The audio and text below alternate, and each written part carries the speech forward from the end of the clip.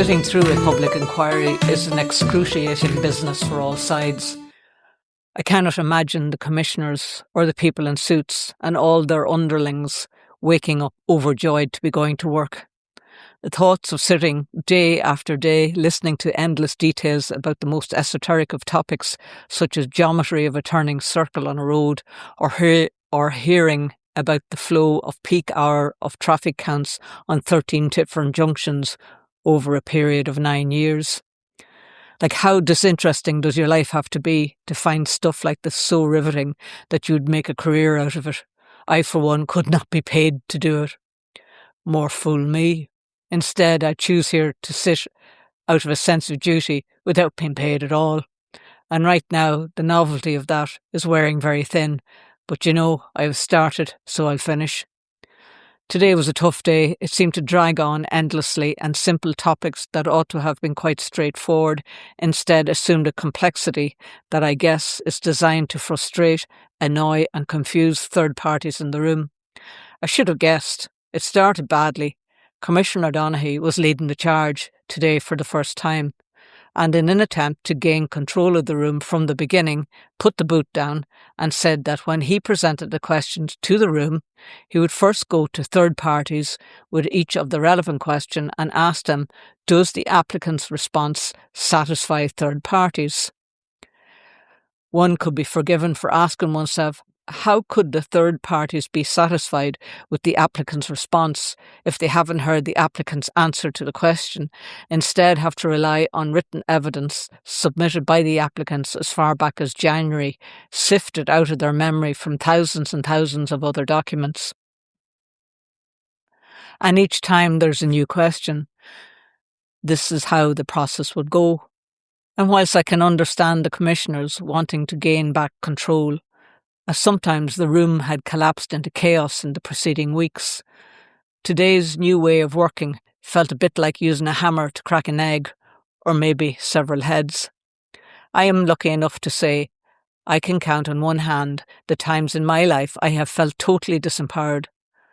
Sadly, today was one of those occasions. It's not a nice experience. The difficulty with this method is we do not know what the commissioner is going to ask next. The questions are often long, convoluted, difficult to follow, and are read out quickly, making it extremely challenging to record everything accurately. At times, it feels like 3 separate questions wrapped into one. Several people struggled today to grasp exactly what was being asked because of these built-in difficulties. Once again, it leaves me feeling that the process is designed to wear down third parties and further undermine any real equality of arms. I also wonder why the questions could not be projected onto the screen behind the commissioners and kept there for the duration of the question. I suppose that would make it too easy for us, the third parties. I imagine them to be collectively saying, rub it up you if you can't keep up. It felt contrived, disrespectful, serving to make an already deeply flawed process feel even more meaningless. I suppose I should move on to the questions. Broadly, this is what happened. Oh, by the way, we had new people in the room today.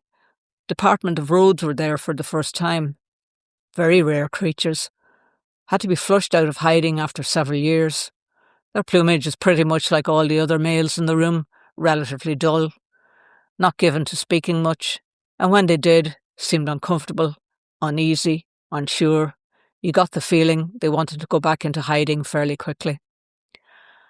Batting on our team was Douglas Hill, retired roads engineer, and he was adamant that in his expert opinion of 45 years in road engineering, there wasn't any circumstances that the baseline surveys for the roads could not have been substantially changed between 2015, when they were first recorded, up until May 2026. He said, first, this is about public safety. There was no evidence of due diligence being carried out on the B46. There is no evidence of modelling done by the DfI. He said that in that time frame, there would be significant changes of traffic patterns. He suggested it had been a desktop procedure. Lots of issues have not been looked at according to Fidelma O'Kane, including the new patterns of people holidaying at home in Ireland due to constraints in the Middle East, increase in car ownership in rural families, new tourism such as Dava Forest and dark skies, combined with clamping pods, etc., and so on. When the question was passed over to the lesser spotted, dark-backed Department of Roads, O'Hara, he indicated they were satisfied with the collection of data as presented by the applicant. Then Dorman, from the company Hoy Dorman, executor of the data baseline study, went on to explain in detail the level of non-detail they had gone into their 2015 topic surveys to make it sound like detail. Turns out theirs is the only baseline study that has happened, or likely to happen, that has been fully approved by the Department of Roads, accepting all the figures, and DfI are not concerned. Interestingly, a query came up about the Hoy Dorman accreditation today, and out of curiosity, I had a search online this evening, and as far as I can discern, there is no publicly available evidence confirming that Hoy Dorman hold ISO 9001, ISO 1401 accreditation, which is essential criteria for department work and contracts. Mary Brawley, third-party solicitor, was concerned there was no independent verification, but just passive acceptance once again by the department. An interesting aside to all of this was FODC sat quietly through these discussions today, with one comment near the start, nothing further to add, and then putting a marker at the end of the day about splays of existing infrastructure. I think that was in reference to what Niall McAleer brought up about the substandard access visibility and the extended temporary permission at the site. As you might have guessed by now, it was all about roads and road networks, and again there were submissions by third parties, and again we had to go first. Barbara Ward spoke eloquently about living directly opposite Camcozy Road, which is a one-vehicle road, big drops on either side, that is easy for vehicles to be bogged in a ditch. Even though there are 24 laybys on the road, it is the locals that will have to give way to mine traffic in the future. She talked about future noise, fumes, potholes, vibrations, and how the local walking group from Ruski use it to walk on, and that there is no way you can convert a one-vehicle road into a road for heavy goods vehicles without health and safety issues. There was much discussion about the turning point at Lena Road and how inadequate the passing bays were. Bill Donnelly wrote about his experience of the roads at Cavanagh mine when the trucks went from 1 per day to 145 per day, and he was adamant that is why the road network is not suitable for what is proposed here.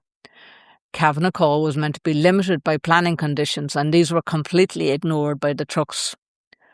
A couple of times during the afternoon there was a brief outbreak of ceremonial peacocking when Councillor Donaghy reminded Pat Haughey that his correct title was Councillor rather than Mr. Donaghy.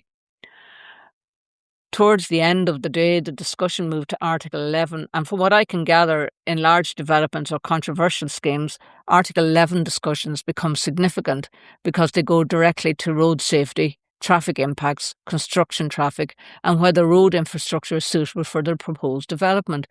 But they seem to want it to become a Section 76 agreement, which apparently is less cumbersome. This is basically a legal promise tied to the land, a way of making the developer commit to things like restoration, pollution, clean-up and long-term monitoring. The big question, though, is whether these promises actually protect the public if something goes wrong decades down the line. Because once the gold is gone, it certainly won't be the lawyers or shareholders left dealing with the consequences. At this point, this discussion was deferred until tomorrow, and I, for one, was mighty glad, as I think was everyone else on the SOS chain. That's it for now. See you all tomorrow.